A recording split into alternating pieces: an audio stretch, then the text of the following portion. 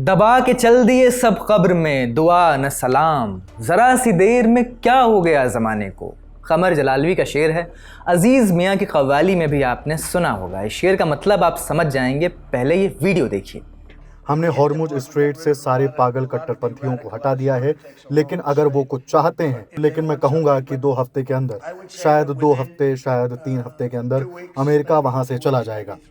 2 हफ्ते, शायद 2 हफ्ते या ज़्यादा से ज़्यादा 3 हफ्ते में लौट चलेंगे। डोनाल्ड ट्रंप ने तय कर लिया है कि जल डमरू मध्य को मध्य में ही छोड़ देंगे और डमरू थमा देंगे यूरोप के हाथ में। अब डमरू बजे या यूरोप खुद, इससे अमेरिका का कोई लेना देना नहीं है। ट्रंप का फरमान है, यूरोप के लोगों जाओ अपना तेल खुद निकालो, हम जिंदगी भर तुम्हारी पहरेदारी नहीं करेंगे। नौबत यह आ गई है कि अब नेटो के वजूद पर ही सवाल उठने लगे हैं। ट्रंप नेटो से अमेरिका को निकालने की बात कर रहे हैं। ट्रंप का यह भी कहना है कि हमें जो चाहिए था वो मिल गया है, ईरान अब न्यूक्लियर थ्रेट नहीं रहा। उधर उनके मंत्री रोज़ गोल पोस्ट बदल रहे हैं, रोज़ नियम बदले जा रहे हैं। 15 पॉइंट की डिमांड लिस्ट थी, वो सुकड़ कर 3-4 पॉइंट पर आ गिरी है।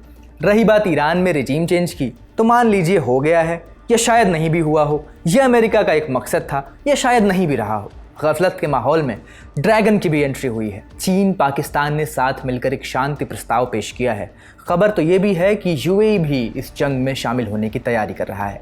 आज इन सब पर बात करेंगे। नमस्ते, मेरा नाम है अंकुर और आप देख रहे हैं ललन टॉप का अंतर्राष्ट्रीय प्रसंगों से जुड़ा रोजाना का कार्यक्रम दुनियादारी। Brought to you by Candid and Rajnikantha. Candid dusting powder, 4 skin problems का एक एक्सपर्ट सोल्यूशन।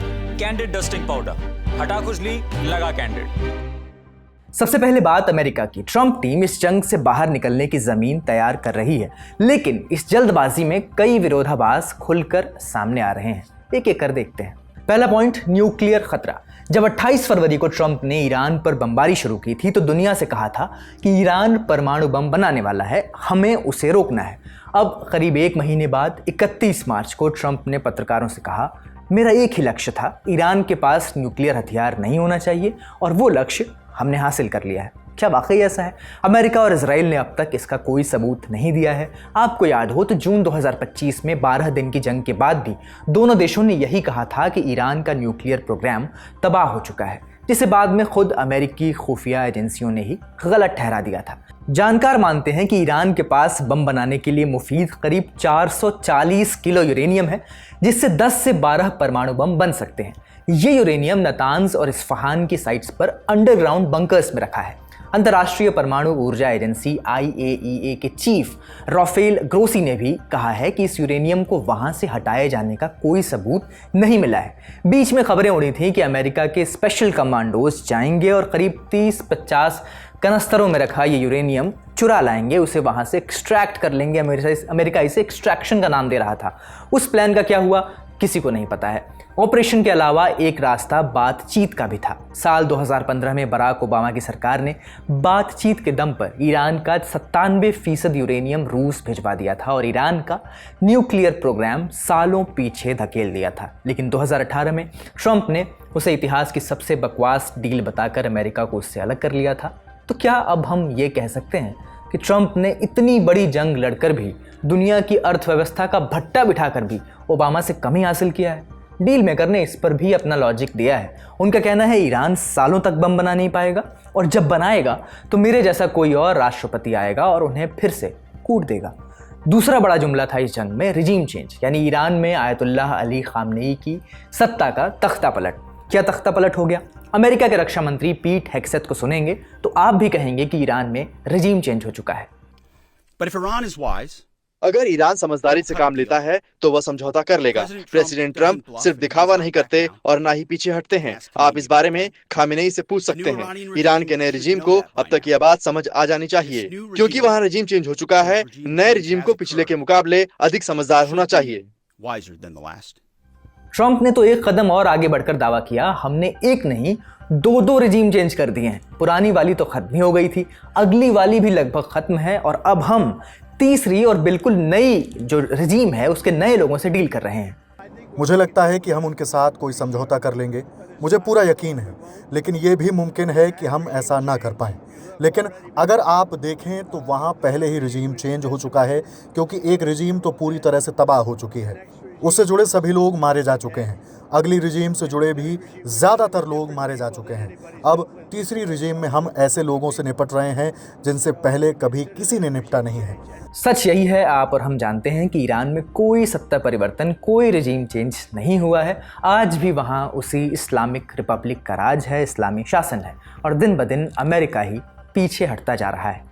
अब जब जंग शुरू हुई थी तब ट्रंप टीम ने ईरान के खिलाफ एक लंबी चौड़ी लिस्ट बनाई थी, लेकिन अब उनके विदेश मंत्री मार्को रूबियो ने एक इंटरव्यू में उस लिस्ट को महज 4 पॉइंट्स में समेट दिया है। हमने उनकी नेवी को तबाह कर दिया है, उनकी एयरफोर्स को नष्ट कर दिया है, हम उनकी ज्यादातर हथियार फैक्ट्रियों को तबाह करने की तरफ तेजी से आगे बढ़ रहे हैं, हम उनके मिसाइल लॉन्चरों की क्षमता को भी काफी हद तक कम करने की दिशा में आगे बढ़ रहे हैं, और इसमें महीनों नहीं लगेंगे बल्कि ये कुछ ही हफ्तों की बात है। मैं आपको ठीक ठीक ये तो नहीं बताऊंगा कि कितने हफ्ते लगेंगे, लेकिन ये कुछ हफ्तों की ही बात है, महीनों की नहीं। रूबियो की नई लिस्ट है ईरान की एयरफोर्स तबाह करना, ईरान की नेवी तबाह करना, मिसाइल फैक्ट्रीज को नष्ट करना, मिसाइल दागने की क्षमता को काफ़ी हद तक कम करना। ध्यान दीजिए कि पहले इसे पूरी तरह ख़त्म करने की बात चल रही थी।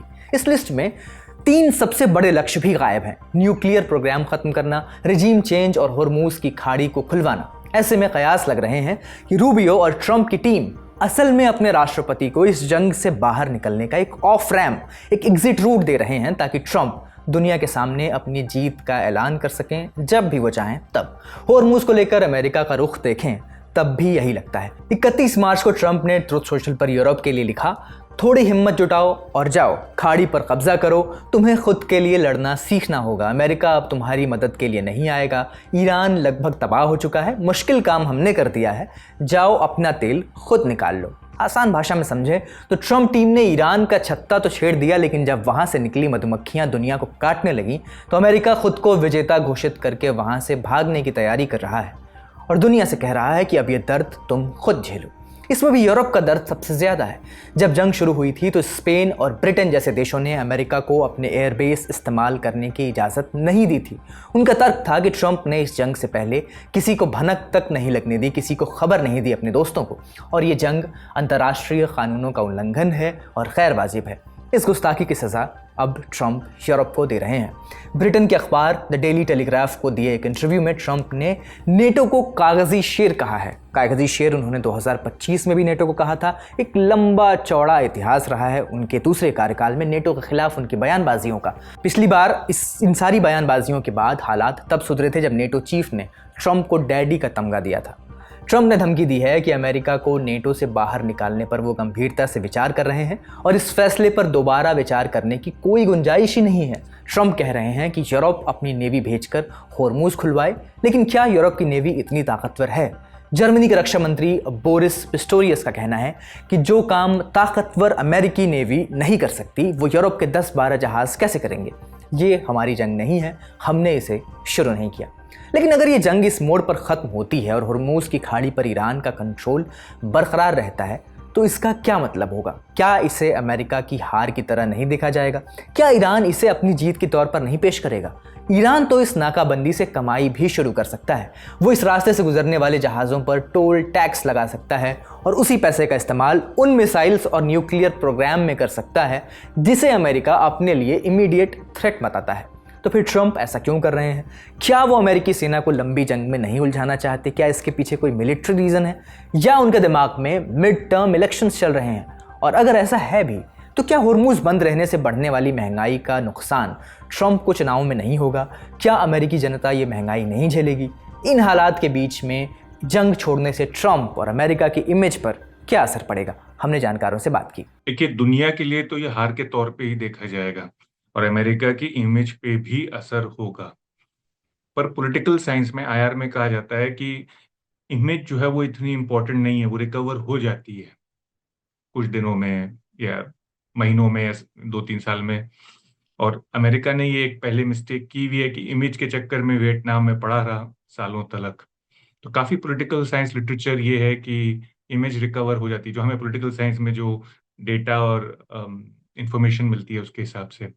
तो हाँ, अभी के लिए तो एक हार ही होगी, पर रिकवर कर जाएगा और ट्रंप इसको स्पिन कर लेंगे अपने फायदे में, दिखाने के लिए कि हम जीत गए। पर हाँ, बेशक अगर अमेरिका यहाँ से निकलेगा तो ईरान की जीत मानी जाएगी एक तरह से, मतलब जीत भी नहीं कह सकते क्योंकि ईरान भी तबाह तो हो गया, बट ईरान दिख जाएगा कि सरवाइव कर गया है दो महाशक्तियों से लड़के भी, और दोनों मिलके बॉम्ब कर रहे थे और महीने से ऊपर, महीना 1.5 महीना बॉम्बिंग चली है। एक तरफ अमेरिका बोरिया बिस्तर समेटने की तैयारी में है और दूसरी तरफ उसके सहयोगी देश, उसके दोस्त डरे हुए हैं। वॉल स्ट्रीट जर्नल की रिपोर्ट के मुताबिक संयुक्त अरब अमीरात यूएई सीधे तौर पर इस जंग में उतरने की तैयारी कर रहा है।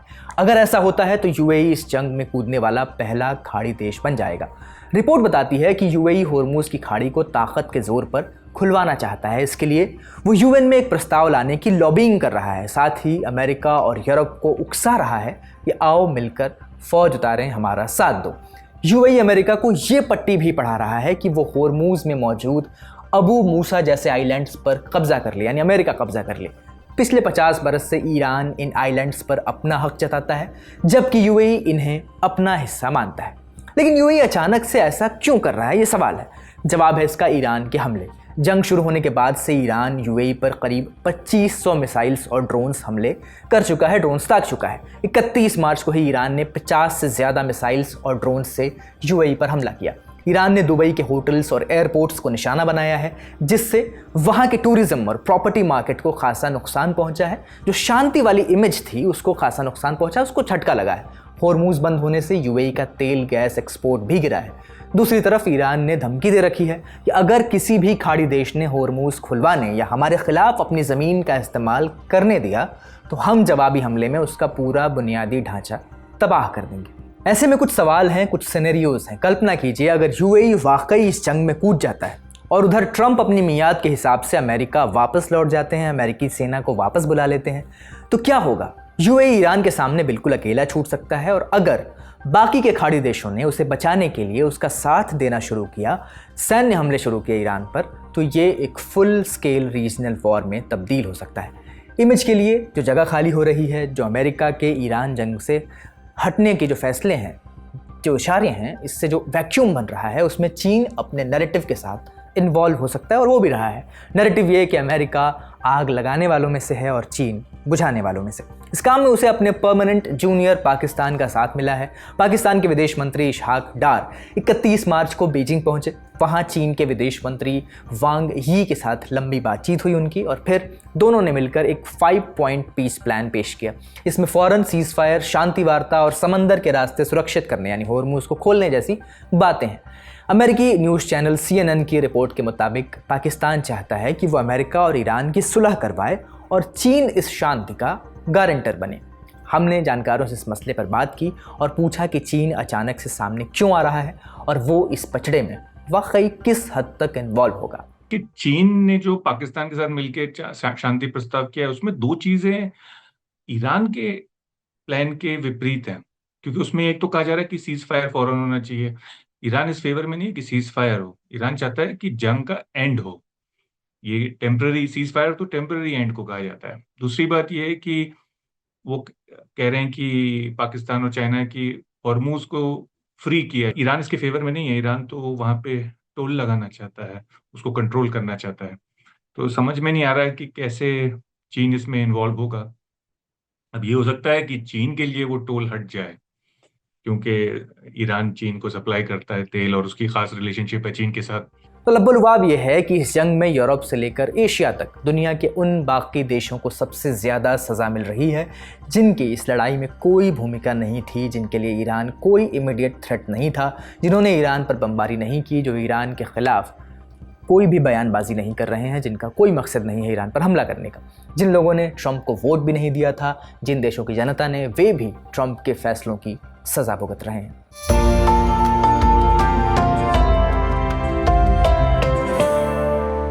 बड़ी खबर यहीं तक, अब सुर्खियों की बारी। क्रीमिया में रूस का एक मिलिट्री ट्रांसपोर्ट प्लेन क्रैश हो गया है। प्लेन में 7 क्रू मेंबर्स और 23 यात्री समेत कुल 30 लोग सवार थे।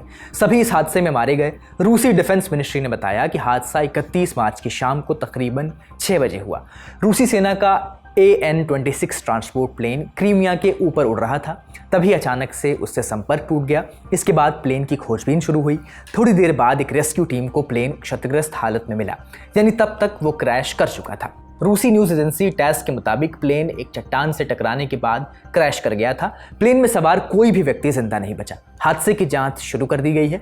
फिलहाल इस बात के कोई सबूत नहीं मिले हैं कि प्लेन पर कोई बाहरी हमला हुआ हो। शुरुआती जांच में तकनीकी खराबी को ही हादसे की वजह बताया जा रहा है, लेकिन ये खराबी क्या थी, इसकी ज़्यादा जानकारी अभी सामने नहीं आ पाई है। पिछले 10 बरस में रूसी सेना के AN-26 प्लेन क्रैश का ये 5वां मामला है। इससे पहले 2017, 2020 और 2022 में भी ये प्लेन क्रैश हुए थे।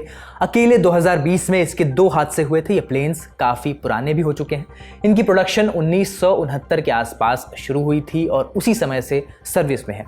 ये light weight military transport plane होते हैं जिन्हें कम दूरी तक सामान ले जाने के लिए इस्तेमाल किया जाता है। इनमें एक साथ 40 यात्री सवार हो सकते हैं, लेकिन हाल के सालों में इस प्लेन के बढ़ते हादसों से इसकी सिक्योरिटी और रिलायबिलिटी पर सवाल ज़रूर खड़े हुए हैं।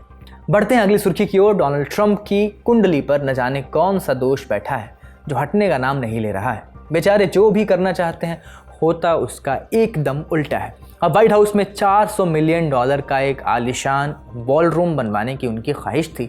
भारतीय रुपयों में लागत अगर बात करें तो तकरीबन 3700 करोड़ बैठती है, लेकिन एक जज ने उस पर भी रोक लगा दिया है। अमेरिकी डिस्ट्रिक्ट जज रिचर्ड लियोन ने एक याचिका के फेवर में फैसला सुनाया है जिसमें बॉलरूम के कंस्ट्रक्शन पर रोक लगाने की मांग की गई थी। National trust for historic preservation नाम के एक संगठन ने ये याचिका दायर की थी, जिसमें कहा गया था कि ट्रंप ने व्हाइट हाउस के ईस्ट विंग को गिरा दिया है और बिना कांग्रेस की परमिशन के कंस्ट्रक्शन शुरू कर दिया है। ये उनके अधिकार की सीमा का उल्लंघन है। इस पर जज ने फैसला सुनाया कि प्रोजेक्ट तब तक रुका रहेगा जब तक इसके लिए कांग्रेस से मंजूरी नहीं मिल जाती। बता दें कि कांग्रेस अमेरिका की संसद को कहते हैं। ट्रंप प्रशासन ने भी हार नहीं मानी है, तुरंत फैसले के खिलाफ अपील भी कर दी है। वहीं ट्रंप ने ट्रूथ सोशल पर पिटीशन लगाने वाले ऑर्गेनाइजेशन को ही बुरा भला सुना दिया है, उन्हें पागल वामपंथियों का कट्टर ग्रुप कहा है। जज के फैसले को भी गलत ठहराया है। कहा कि जो बॉल रूम बन रहा है उसमें टैक्स पेयर्स का पैसा नहीं लगाया है, दुनिया में अपनी तरह की सबसे बेहतरीन इमारत होगी। ट्रंप ने दावा किया कि व्हाइट हाउस में छोटी या बड़ी किसी भी प्रकार के कंस्ट्रक्शन के लिए कांग्रेस की कभी मंजूरी नहीं ली गई। व्हाइट हाउस के वकीलों का भी तर्क है कि इस प्रोजेक्ट के लिए राष्ट्रपति को कांग्रेस की मंजूरी की ज़रूरत नहीं थी। थोड़ा जान लेते हैं कि प्रोजेक्ट है क्या। ट्रंप व्हाइट हाउस में एक बड़ा और भव्य बॉल रूम यानी हॉल टाइप बनाना चाहते थे। इसे व्हाइट हाउस के ईस्ट विंग की जगह पर बनाया जा रहा है। इसका एरिया लगभग 90,000 स्क्वायर फीट का होगा और इसमें एक साथ लगभग 1000 मेहमानों के बैठने की जगह होगी। ये व्हाइट हाउस के मौजूदा ईस्ट रूम से 5 गुना बड़ा होगा। ट्रंप का दावा है कि बॉल रूम बनवाने के लिए पब्लिक फंड का इस्तेमाल नहीं किया जा रहा, बल्कि इसके लिए प्राइवेट डोनर्स पैसे दान में दे रहे हैं। ये donors Meta, Apple, Amazon, Lockheed Martin, Microsoft और पैलेंटीर, गूगल जैसी बड़ी बड़ी कंपनियां हैं। यानी ट्रंप के ड्रीम प्रोजेक्ट को प्राइवेट कंपनियां स्पॉन्सर कर रही हैं। फिलहाल आज का दुनियादारी यहीं तक। अपना और अपनों का ख्याल रखिए। देखते रहिए ललन टॉप। शुक्रिया, शुभ रात्रि।